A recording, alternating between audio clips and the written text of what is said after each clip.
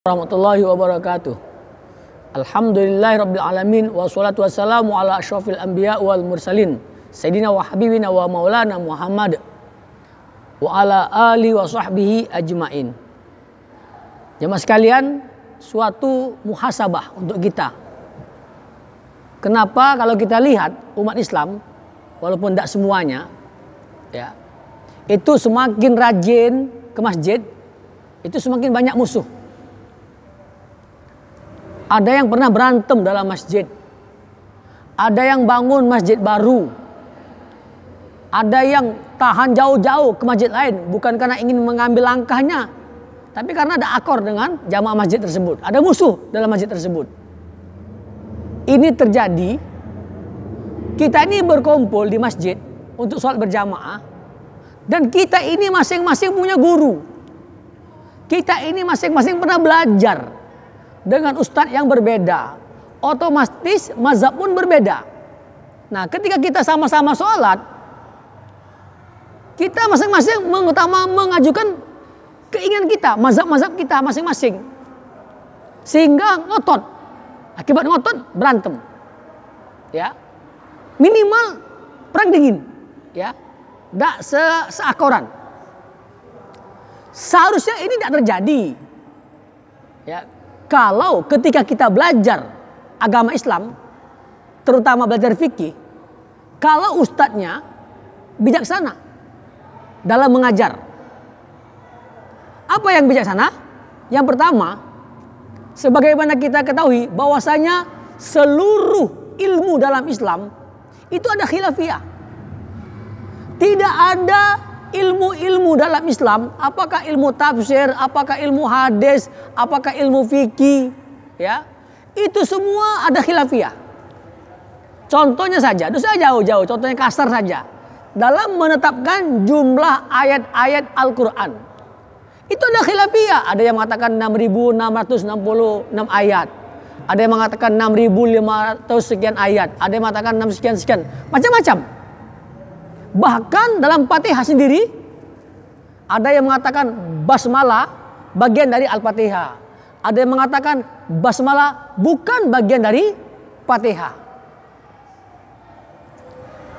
Jadi ulama-ulama ini berbeda pendapat dalam bermacam-macam ilmu. Semua ilmu dalam Islam ada khilafiyahnya. Makanya kita mendapatkan dalam perpustakaan Islam itu buku tafsir banyak tafsirnya, buku fikih banyak fikihnya, buku apa saja itu banyak judulnya, syarah-syarah itu banyak sekali. Mensyarahkan satu hadis, ulama-ulama itu berbeda pendapat. Nah, jika seorang guru, seorang ustadz tahu kondisi seperti ini, maka yang pertama kali dia ajarkan kepada jamaah seharusnya adalah menjaga ukhuwah Islamiyah. Ya, jaga ukhuwah Islamiyah. Sebab apa? Ukhuwah Islamiyah ini adalah bukti keimanan. Bukti keimanan orang itu adalah ukhuwah Islamiyah. Di dalam Al-Quran, surah Al-Hujurat, Allah berfirman, A'udzubillahi minasyaitonirrajim, innamal mu'minuna ikhwah. Mukmin itu bersaudara, hanya orang mukmin yang bersaudara. Ya, artinya apa? Sesama mukmin wajib bersaudara. Dalam hadis Rasulullah bersabda, la yadkhulul jannata qati'un. Tidak masuk surga orang memutuskan silaturahmi. Dalam hadis lain disebutkan, la tadkhulunal jannata hatta tu'minu wa la tu'minuna hatta tahabbu ila akhir hadis. Kalian semua, kata Rasul SAW, tidak masuk surga sampai kalian beriman.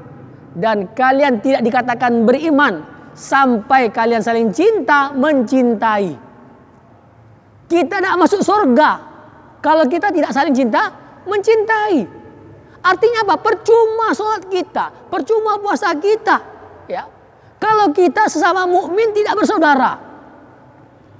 Nah, inilah perlunya kita tanamkan kepada jamaah kita, kepada murid-murid kita, pentingnya ukhuwah. Wajibnya ukhuwah.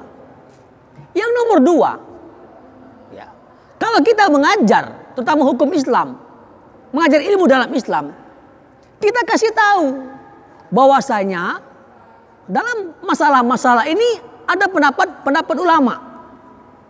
Umpamanya dalam hal basmalah, jahar atau sir. Kita sebutkan, ada yang mengatakan jahar, ada yang mengatakan sir. Ya. Ada pendapat ulama mengatakan lebih afdol dijaharkan basmalah, ada yang mengatakan disirkan. Nah, ketika kita mengajarkan ini kepada jamaah kita kasih tahu pendapat ulama tersebut. Dan kita garis bawahi, kita harus saling menghargai. Sunnah khilafiyah, masalah kunut umpamanya. Ada orang itu tidak mau sholat ke Masjid Nabawi gara-gara imamnya tidak pakai kunut. Nah, jamaah sekalian, jadi seorang ustaz itu harus terangkan bagaimana Rasulullah SAW menghadapi khilafiyah. Banyak sekali hadis-hadis yang menerangkan Rasulullah SAW itu sangat toleransi dengan khilafiyah. Bahkan beliau mengatakan seorang ulama itu kalau dia beristihad, berfatwa dan benar dapat 2 pahala, dan jika salah dapat 1 pahala. Artinya ulama betul itu benar dapat pahala, salah pun tetap dapat pahala, dan pengikutnya pun tetap berpahala. Jadi kita tidak perlu khawatir saudara kita berbeda dengan kita, kecuali kalau kita mengetahui kesalahan yang itu merupakan ijma' ulama. Umpamanya tomak nina dalam sholat, tidak sah tomak nina kalau tidak sah sholat kalau tidak ada tomak nina dalam gerakan-gerakan sholat. Jadi kita harus ajarkan kepada jamaah kita sunnah Rasul dalam menghadapi khilafiyah. Jangan kita dalam mengajar fikih kita hanya mengajarkan mazhab kita sendiri saja.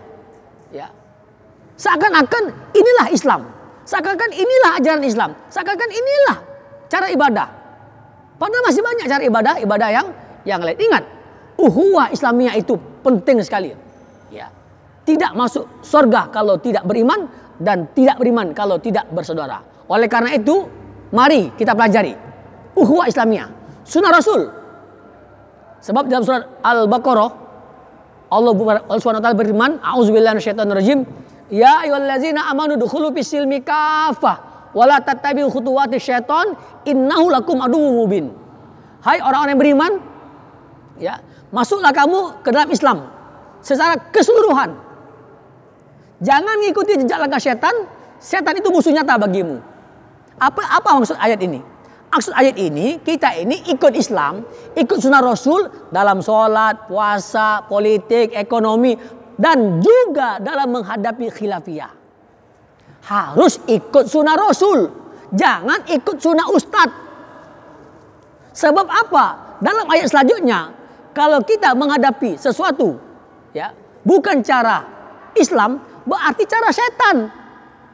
Sebab Allah mengatakan di ujung ayat, wala tattabi'u khutuwatis syaiton. Jangan kamu ikuti jejak langkah setan. Kalimat yang pertama mengatakan masuklah ke dalam Islam secara keseluruhan, dan ayat selanjutnya mengatakan jangan ikuti jejak setan. Mengapa? Kalau tidak cara Islam, berarti cara setan. Apa yang diinginkan setan? Dalam ayat lain disebutkan, innama yuridu syaitanu ayyuqi'a bainakumul adawata wal baghdha'a fil khamr. Sesungguhnya setan itu ingin menanamkan rasa benci, permusuhan di antara kalian. Walaupun ayat ini tentang Homer, tapi setan itu ingin begitu. Jadi setan itu ingin supaya kita bermusuhan. Kalau bermusuhan apa? Tidak ada iman. Kalau tidak ada iman apa? Menemani setan di neraka. Dan itulah tujuan daripada setan, untuk mencari teman sebanyak-banyaknya masuk neraka. Jadi percuma ibadah kita benar, sunnah Rasul dan sebagainya, tapi kalau kita ada musuh, ya, sesama muslim tidak boleh kita putus silaturahmi. Inilah mudah-mudahan ukhuwah kita terjaga. Sekian, wassalamualaikum warahmatullahi wabarakatuh.